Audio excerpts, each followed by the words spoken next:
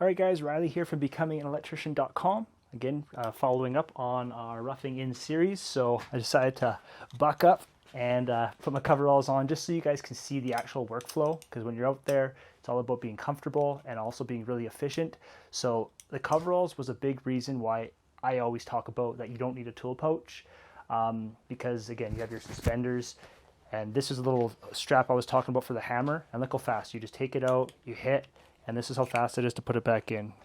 Just boom, right? You're good to go. You also have a knife right here when it comes to cutting in, which we'll talk about after. Again, so all this stuff, so I've already done a review on the coveralls versus pants. You guys can check that video out.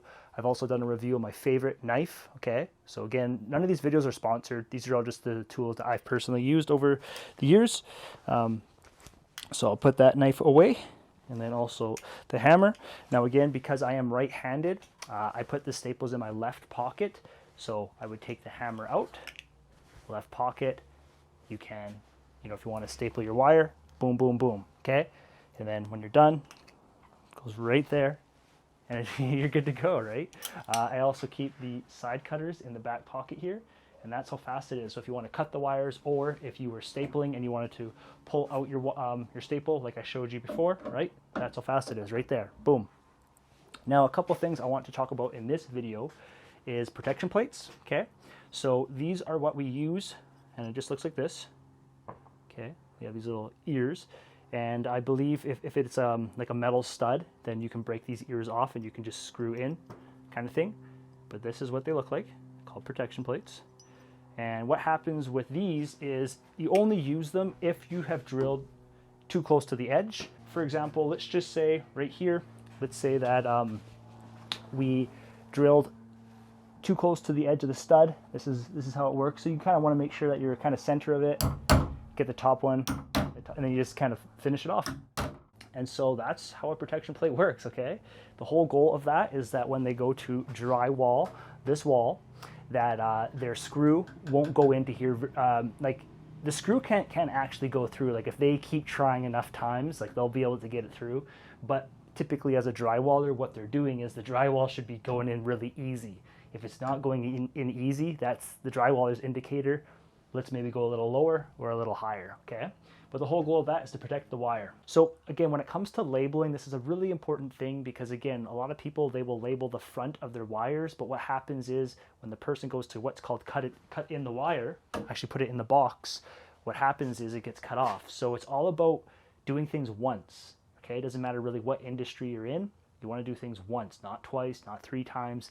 Sometimes, depending on the job site you're on, if no one wants to work together, sometimes you are relabeling 2 or 3 times, okay? So keep it really simple. Put your labels up higher on the wire, and you only have to label once, okay? So what I'm going to do is I'm going to say that one of these is power for the lights, and one of them is the switch leg, okay? And typically we would just go SL, and then for power, usually I've seen it as just like a black line, okay? All right, so what I'm going to do, just for the video, just so you can see it, I'm just going to pull this just like this. So again, that's usually how I've seen power out there in the residential field. Sometimes people do notches and stuff, like they'll do notches, like, so in other words, they'll actually get their side cutters, and they won't do this for power. They'll do it for like the location it goes. Like, so for example, if you want it switch 1 or switch 2. So let's just bring that a little closer and you can see that.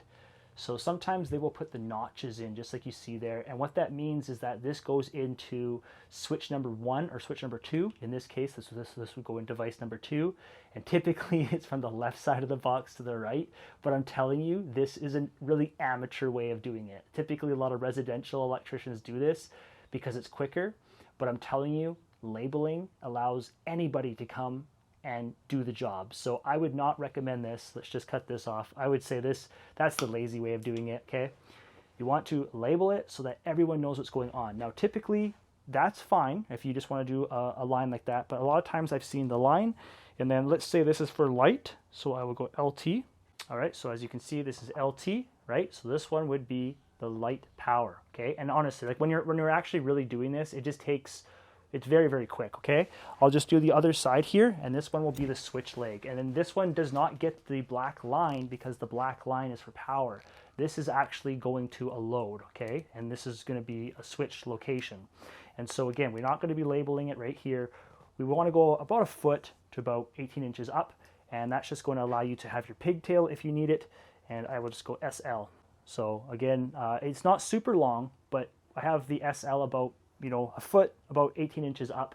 And what that's going to do is when the wire goes into the box, okay, because again, a lot of YouTube tutorials, what they show is that they're just putting the wire directly in the box. And that's not what real electricians do, because real electricians know that things happen, okay? And so we always have a little service loop. So let's run these wires. Now again, you could tape these if you want, but if you're just running 2 wires, sometimes you can just get away with running your 2 wires, but sometimes if you have 2 or 3 wires, sometimes it's nice if you want to tape the ends. And again, usually when you're taping the end, usually it's nice to bring one down a little bit. So you would tape it from here down with some black tape, okay? So in this case, I'm just going to keep it simple. We're just going to run it just like this. When it comes to running a wire, sometimes it's nice to kind of do a little gentle bend.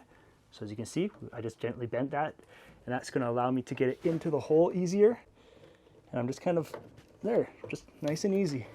And when you're pulling wire, you never want to pull it fast through the holes. You can burn the jacket, okay? You just want to kind of feed it in nice and gentle. And so again, we are running out of wire here. And as you can see, I just have the other end of the wire. But typically, you know, you are pulling off of spools or whatever. So we're going to need just a little bit more.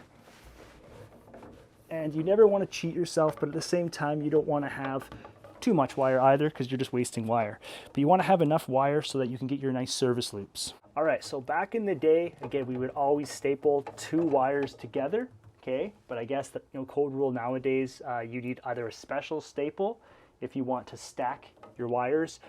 So just to keep things simple, I'm just going to staple them separately, and I'll show you how to staple them just for a nice easy workflow. But again, back in the day, stapling together was allowed, and many times we would run 2 14-2s or a 14-3 and a 14-2, and the 14-3 was typically on top of the wire. It just looks cleaner, and then you would just staple it. But let's just do one at a time. So in this case, this wire is actually behind it in the hole. So I would start with this wire, okay?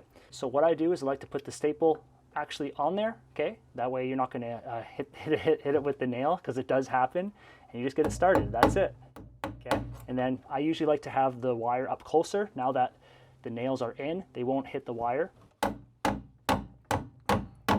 And then that's it. So let's do the next one, and this is where I'm gonna talk to you about staggering the staples. Let's go in a little bit closer. Okay, so when it comes to staggering the staples, what I was trying to say is, again, you're going to put the staple on there. You're going to put the nail in just right above the other staple. It's going to be a little hard for you to see, but I have just put the staple just above the other, or the nail above the other nail. And then this way you would be able to put 3 wires down here safely, so that again, with drywall and stuff, it's not gonna interfere. All right, so typically when we are stapling, I believe it's like every 5 feet. I'll check the code rule and I'll tell you if I was wrong. But essentially, if the wire's kind of all sagging, or you feel that it can potentially be hit, then it's nothing wrong with just putting an extra staple in, but it's just about speed as well, okay? So you don't want to be putting, like, in this case, there's no need to put like 4 or 5 staples, like 3 staples would be enough. And when you're hitting with the hammer, sometimes what you can do is you can hit with the hammer, right, just normally, but you can also hit forward a little bit, and sometimes that's going to allow you to hit the nail differently. So there is some skill to using just a hammer. It's not just hitting things, okay? Like, you can just whack it, but sometimes you might want to control it more. So for example, I'll show you. So like you can see like these wires, like I would, if I saw like an apprentice kind of leave his wires just like this, I would say you're gonna need another staple in there, because you can see that if they do drywall, that could get stuck in the drywall, and things like this happen all the time on a job site, okay? So you just need to pop another staple in there. And like I was saying, when it comes to hitting your staples, like you can't just like hit them, but sometimes, like, depending on if the staple kind of angles, you can kind of hit it in a different way So for example, you can kind of like hit it up, gives you just more control, and it's just something that it will come with time. And if you are in a tight enclosure, sometimes you could use the side of your staple, okay, or the side of your hammer. So when it comes to hitting them, like, you don't want to hit them so hard where it's indenting, because that can happen. The whole point is just to secure it so that, you know, like, this wire is not leaving the stud space. Whereas you saw before, like, it could wrap around, and those things happen all the time, okay? It gets squished. And you can see when it comes to our wires, so this one is our switch leg SL, okay? And you can see that, you know, we can still have our service loop, right? We have a service loop. We're not wasting too much wire. That's a great amount of wire, right? If we need it, we still have it. And then same here with the power, we have that as well.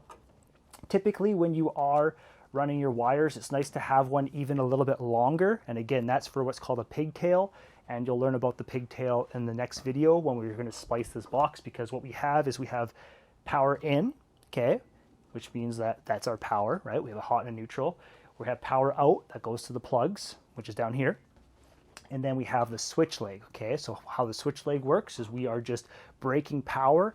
So we're sending the neutral up to the light, and then the light only gets switched on when the switch turns on, okay? So electrical, for the most part, if you follow the neutral, it's the easiest way, okay? And also nowadays, when it comes to new code, I believe a neutral always has to be in your switch box. All right, so again, check out the playlist I have here about the Roughing In series, as well as if you would like to stay updated with the website, you guys can get my free book for Apprentice Electricians by going to becominganelectrician.com/subscribe.